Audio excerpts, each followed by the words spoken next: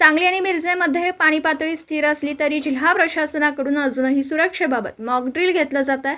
आज जिल्हाधिकारी डॉक्टर राजा दयानिधी, पोलीस अधीक्षक संदीप घुगे आणि महापालिका आयुक्त शुभम गुप्ता आणि लष्कराच्या अधिकाऱ्यांच्या उपस्थितीत सांगलीच्या सरकारी घाटापासून ते मिरजच्या अर्जुनवाड पुलापर्यंत नदीपात्रात सुरक्षा मॉक ड्रिल घेण्यात आलं। यामध्ये जिल्हा प्रशासन, महापालिका, पोलीस आणि लष्कराचे जवान यांनी सहभाग घेतला होता। यावेळी लष्करी बोटीतून अधिकाऱ्यांनी कृष्णा वारणा नदीची पाहणी केली, तसेच पाणी कुठपर्यंत पसरलंय, किती वस्त्या बाधित होतात याची माहिती घेतली। सध्या पाण्याची पातळी स्थिर असल्याने कोणताही धोका नसल्याचं जिल्हाधिकारी डॉक्टर राजा दयानिधी यांनी सांगितलं। तसेच धोका जरी नसला तरी सर्वांनी सतर्क राहावं असं आवाहन जिल्हाधिकारी डॉक्टर दयानिधी यांनी केलं।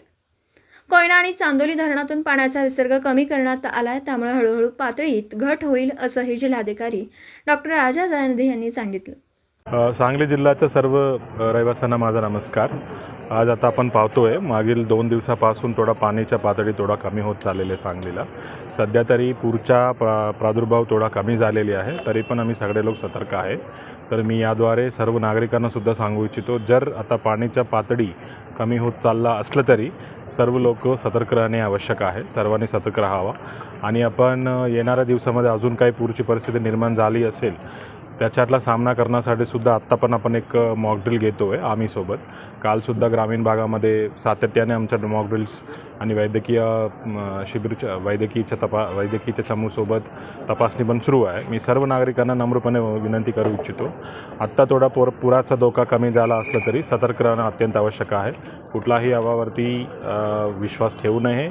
फक्त प्रशासनाकडनं येणारा माहितीवरच तुम्ही सर्वांनी विश्वास ठेवण्यात यावा आणि सर्वांनी आपला काळजी घ्यावा।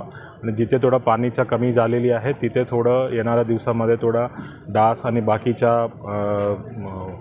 बाकीचे जे वेक्टर बॉर्न्स डिसीजेस येण्याची शक्यता आहे, सर्वांनी सतर्क राहावा आणि पिण्याचं पाणी गरम करून थंड करूनच प्यावा आणि तुम्हाला कुठलाही अडचण आली तर नजदीकच्या वैद्यकीय केंद्रामध्ये आपण मदतीसाठी करावा। आता कोयनाचं पाणी तरी कॉन्स्टंट आहे, 30,000 क्युसेक्सवरही आहे। आता अजून त्यांनी वाढलेले नाही। आता वारणामध्ये सुद्धा पूर्वी 16,000 होता, आत्ता त्यांनी 12,000पर्यंत केलेली आहे। तो एकंदरीत बघितलं गेलं तर थोडा विसर्ग पण कमी आहे, पाऊस पण कमी आहे आणि प्रत्येक ठिकाणी पाणीच्या पातळीसुद्धा आपण कमी होत चाललं। परंतु याचा अर्थ असा नाही आहे की आता पूर्ण धोकापासून आपण पूर्ण बाहेर पडलो म्हणून। तर सर्वांनी सतर्क राहणं आवश्यक आहे। तो सर्वांनी सतर्क राहावा आणि आमच्या सूचनाचं पालन करावं। थँक्यू, नमस्ते।